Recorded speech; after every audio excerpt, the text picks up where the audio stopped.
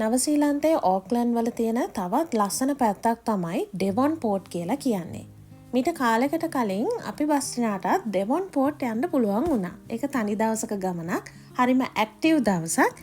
ඉතින් අද වීඩියෝ එකෙන් මම ඔයාලට අරගෙන එන්නේ මේ ගමනේ පුංචි විස්තර ටිකක්.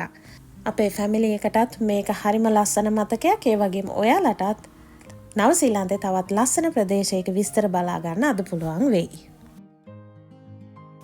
ඩෙවොන්පෝර්ට් අපිට කෙලින්ම කාර් එකේම යන්නත් පුළුවන්. නමුත් අපි හිතුවා අපි පොඩ්ඩොත් එක්ක පොඩි ෆන් එකක් වෙනවා නම් වෙන්නේ. ඉතින් ඒක පොඩි විශේෂත්වයක් තිබුණොත් අපි හිතුවා ෆෙරි එකකම ඩෙවොන්පෝර්ට් යනවා කියලා. ඉතින් මුලින්ම අපි සිටි එකට ගිහිල්ලා කායක කාර් පාක් එකකින් දාලා ඊට පස්සේ අපි මේ ෆෙරි සර්විසස් තියෙන තැනට යන්නේ දැන් මේ ෆෙරි එකක් ගන්න. ඉතින් ඕක්ලන්ඩ් වල දැන් මෙහි නවසීලන්තේ පබ්ලික් ට්‍රාන්ස්පෝර්ට් වල ප්‍රධානම තව අංගයක් තමයි බස්, ට්‍රේන් වලට අමතරව මේ ෆෙරිස් වලින් නිතරම මිනිස්සු ගමනාගමනය කරනවා. ඉතින් ඕක්ලන්ඩ් වල ඉන්න පබ්ලික් ට්‍රාන්ස්පෝර්ට් පාවිච්චි කරන අය නම් දන්නවා. අපි පාවිච්චි කරනවා කාඩ් එකක් AT කාඩ් එක කියලා, ඕක්ලන්ඩ් ට්‍රාන්ස්පෝර්ට් කාඩ්. ඉතින් ඒක පාවිච්චි කරලා ෆෙරි සර්විස් එකේ යන්න තමයි අපි මේ හදන්නේ. අපි 5 දෙනාටම AT කාඩ්ස් 5ක් තියෙනවා.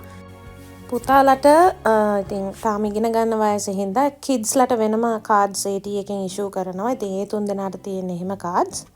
ඇඩල්ට්ස්ලට වෙනම. ඉතින් අපි ගියේ වීකෙන්ඩ් එකක හින්දා වෙන්නත් ඕනේ. පුංචියට නම් charge උන්නේ නැහැ මේ ගමනට යන්න කිසිම වෙලාවක. අපි දෙන්නට තමයි අපිට ගෙවන්න අවශ්‍යතාවයක් ආවේ. ඉතින් මේ විදියට AT කාඩ් එක ස්කෑන් කරලා මෙතනින් ගේට් එක ඕපන් වෙනවා. අපිට ඊට පස්සේ ෆෙරිස් ගන්න තැනට යන්න පුළුවන්.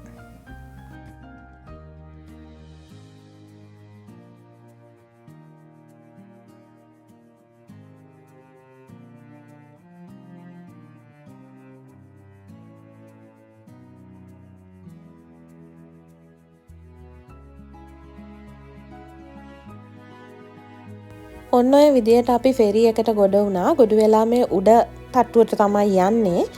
ඒකෙත් අපි හිතුවා එළියෙන් වාඩි වෙනවා කියලා. මොකද ඇතුළෙත් තියෙනවා සීට්ස් අපිට වාඩි වෙන්න. ඒ වුණාට අපි තීරණය කළා එළියේ යන්න. මොකද එතකොට හොඳට මුහුදේ මේ අවට ගොඩබිමේ මේ පරිසරයේ ලස්සන හොඳට බල මේ රයිඩ් එකේ යන්න පුළුවන් නිසා.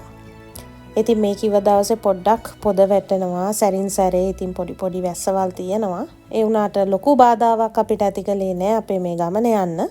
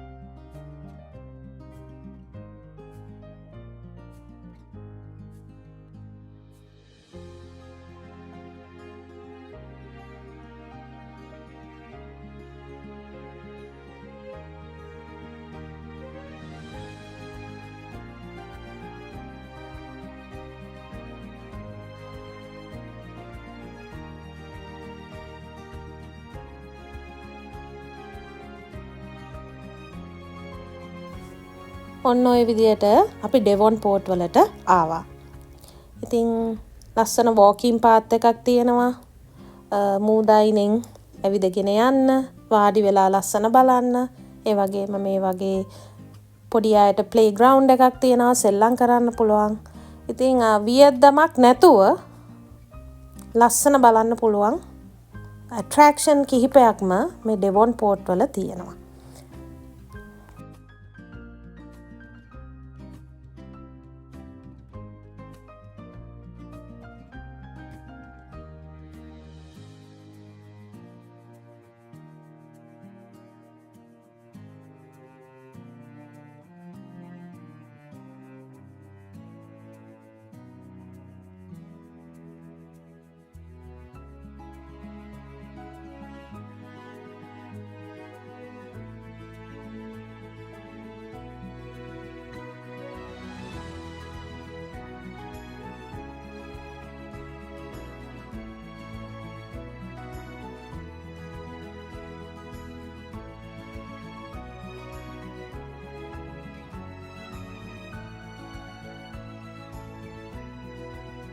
ඉතින් අපි එතනට වෙලා ටිකක් ඉඳලා දුලීට ටිකක් සෙල්ලම් කරන්න ඉඩ දීලා ටික වෙලාවකින් පොඩ්ඩක් ඉස්සරහට ඇවිදගෙන ගියා.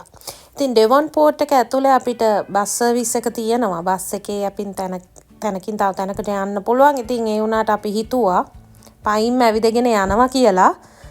දැන් මෙතන ඉඳලා අපි යනවා තව තැනක් බලන්න ඇට්‍රැක්ෂන් එකක් ෆ්‍රී අපිට බලන්න පුළුවන් දෙයක් තියෙනවා ඩෙවොන්පෝර්ට් එකේ නේවි මියුසියම් එක. ඒක ගොඩක් ප්‍රසිද්ධයි මෙහි. දැන් අපි කට්ටිය මේ ඇවිදගෙනම මෙතනට ගියා. විනාඩි 20ක 25ක විතර වගේ වෝක් එකක්. ඉතින් අපි බලමු නේවි මියුසියම් එක ඇතුලේ මොනවද අපි දැක්කේ කියලා.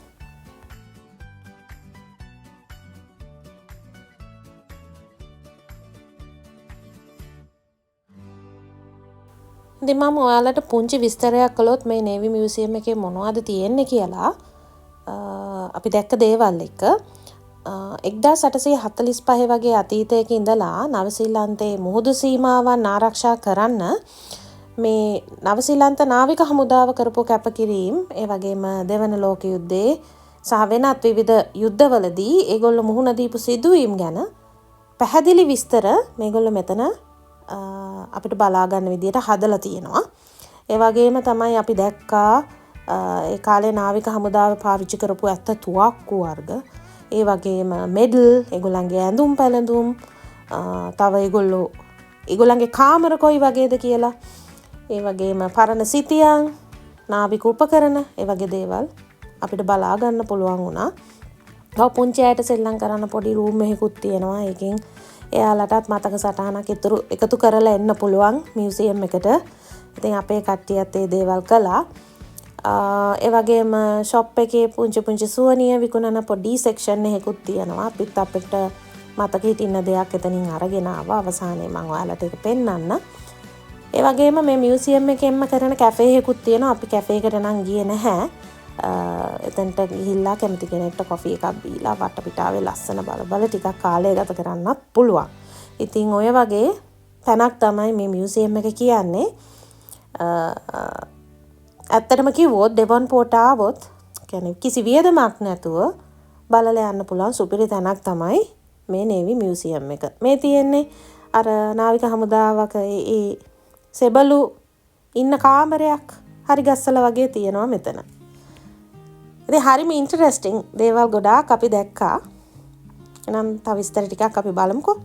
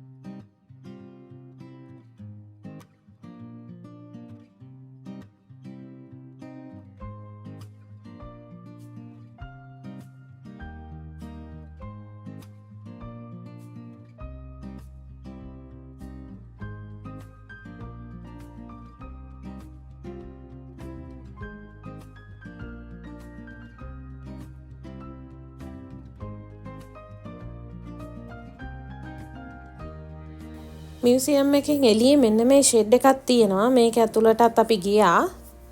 මෙතන තියෙනවා ගොඩාක් බෝට්ටු වර්ග ඒගොල්ලොන්ගේ පාවිච්චි කරපු.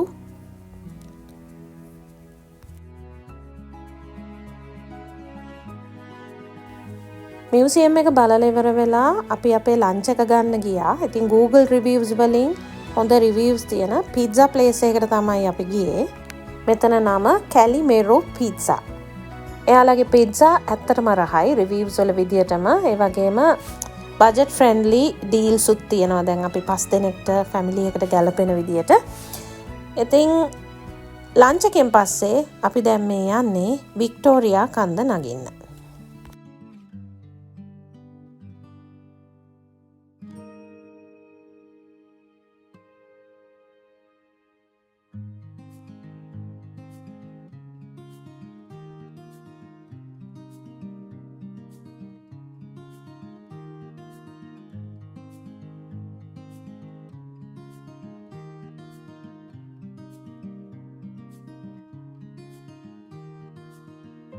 ඩෙවොන්පෝර්ට් වල තියෙන උසම ගිනි කන්ද තමයි වික්ටෝරියා කන්ද. ඉතින් මේක ඇවිදගෙන යන්න හරිම ලේසි. ඒ වගේම හරිම නිස්කලංක පාරක් තමයි තියෙන්නේ. කන්ද උඩට යනකොට මුළු ඕක්ලන්ඩ් සිටි එකම පේනවා. හරිම ලස්සනට ස්කයි ටවර් එක, ඒ වගේම දූපතකුත් පේනවා. රංගිටෝටෝ දූපත. ඒවා හරිම ලස්සනට උඩ ඉඳලා පේනවා. ඒ වගේම මේ කන්දට ලොකු ඉතිහාසයකුත් තියෙනවා. ඉස්සර සතුරන්ගෙන් ආරක්ෂා වෙන්න හදපු බංකර්, ඒ වගේම පරණ කාලේ පාවිච්චි කරපු ඩිසපියරින් ගන් එකක් එහෙම, ඒ කියන්නේ සැඟවෙන තුවක්කුවක් එහෙම තවමත් මෙතන දකින්න ලැබෙනවා. ඉතින් වික්ටෝරියා කන්ද උඩ අපි ටික වෙලාවක් ගිමන් හැරලා ලස්සන බලලා ආපහු පල්ලෙහාට ආවා.